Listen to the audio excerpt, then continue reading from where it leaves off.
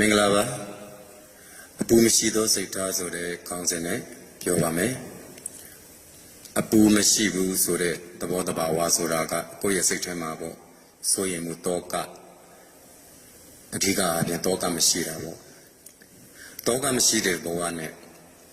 နေနိုင်တယ်ဆိုတာကကိုယ်စိတ်ကိုတတိနဲ့ထားပြီးတော့ဆုံးမနိုင်တဲ့သူတွေမှာနောက်ကိုယ်နဲ့ပတ်သက်ကြောင်းဘာကြောင့်တောကဖြစ်တယ်လဲဆိုတော့ကိုယ်နဲ့သက်ဆိုင်နေတော့တရှိများတမဲများဒါတွေပေါ်မှာတန်ရောစဉ်တအားထားတဲ့ပုဂ္ဂိုလ်တွေဟာတောကများတယ်တန်ရောစဉ်နည်းနည်းရှိလာနဲ့တောကနည်းနည်းရှိလာမယ်တန်ရောစဉ်များရင်တောကအဲ့တက်ပူပြီးတော့များလာတာပေါ့အဲ့တော့လောကကြီးမှာလူတွေစိတ်ဒုက္ခတွေကြုံနေကြတယ်ဆိုတာကအဓိကကတော့တန်ရောစဉ်တွေပဲ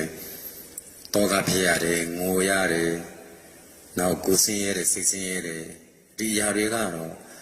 လူတွေရဲ့တန်ရောစဉ်တွေအကြောင်းပဲတန်ရောစဉ်တရားတွေမဖြတ်နိုင်ကြဘူးအလုံးလုံးတဲ့နေရာမှာမပြတ်သားခြင်းဆိုတဲ့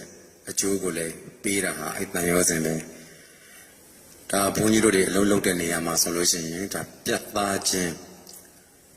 တန်ရောစဉ်ကိုငဲ့ပြီးတော့အလုံးမလုံးခြင်းအဖြစ်သင့်ဆုံးသောအရာကိုအမှန်ဆုံးသောအရာကိုယထာဘုဒ္ဓကြမြင်ခြင်းဆိုတာအဲ့တန်ရောစဉ်ကိုထဲမတွက်မှာအလုပ်တွေအောင်မြင်တယ်ဆိုတဲ့နေရာမှာလည်းပဲတန်ရောစဉ်မရှိမှမကောင်းတဲ့သူကြီးကိုတွဲပြီးတော့အလုပ်လုပ်နေရတယ်ဆိုတဲ့အခါကျရင်အလုပ်ဖင့်နေတာပဲရှိတယ်မအောင်မြင်ဘူး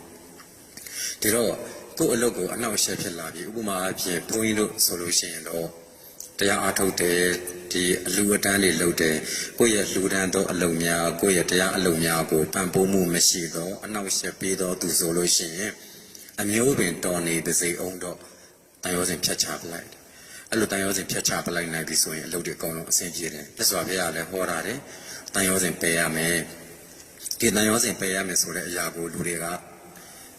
မဖြစ်နိုင်သောအရာလိုမျိုးသူတို့ခံစားနေကြတယ်မဖြစ်နိုင်သောအရာလိုမျိုးလက်ခံထားကြတယ်လူပဲတန်ရောစဉ်ရှိမှာပေါ့ဆိုတဲ့အရာမျိုးမဟုတ်ဘူးအနောက်နိုင်ငံကလူတွေကိုကြည့်ဘုရားတရားနာထားကြလို့မဟုတ်ဘူးဒီအလုံးမှာအသုံးတည့်ရင်သုံးမယ်အသုံးမတည့်ရင်မသုံးဘူးဒါပဲဒီတော့သူတို့အလုပ်တွေအောင်မြင်တယ်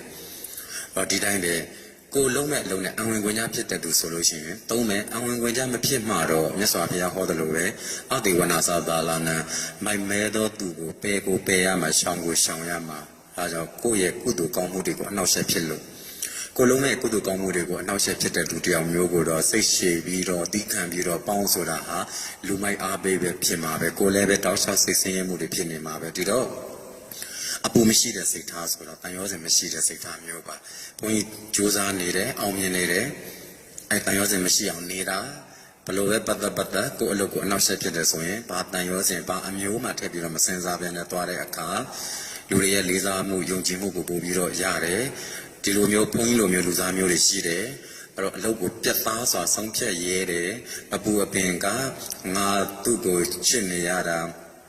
သူပြန်ချစ်ပါမလားဆိုတဲ့စိတ်တွေမရှိတော့ဘူးသူဒီအများကောင်းကျိုးကိုကောင်းကျိုးဆိုတဲ့ကောင်းကျိုးကိုသာရှစ်စိတ်ထဲမှာထားလိုက်တဲ့အတွက်တန်ရောစဉ်ကိုဦးစားမပေးတဲ့အတွက်ကြောင့်မလို့တောကမရှိဘူးအဲ့တော့နည်းနည်းချင်းနည်းနည်းပူတယ်များများချင်းများများပူတယ်လုံးဝတန်ရောစဉ်မရှိတဲ့ပုဂ္ဂိုလ်မျိုးလုံးဝမပူဘူးဒါကြောင့်ဖရာအစရှိသောယဟန္တာပုဂ္ဂိုလ်များသည်အေးချမ်းကြတာတန်ရောစဉ်မထားဘူးတန်ရောစဉ်ပယ်ထားပြတာဒါကြောင့်ကဘာသူကဘာသားအပေါင်းအပူမရှိသောစိတ်ထားနဲ့နေနိုင်ဖို့ရာအတွက်တန်ရောစဉ်တွေကိုပယ်နိုင်ပါစေလို့ဆုတောင်းပေးပါတယ်အားလုံးချမ်းသာကြပါစေ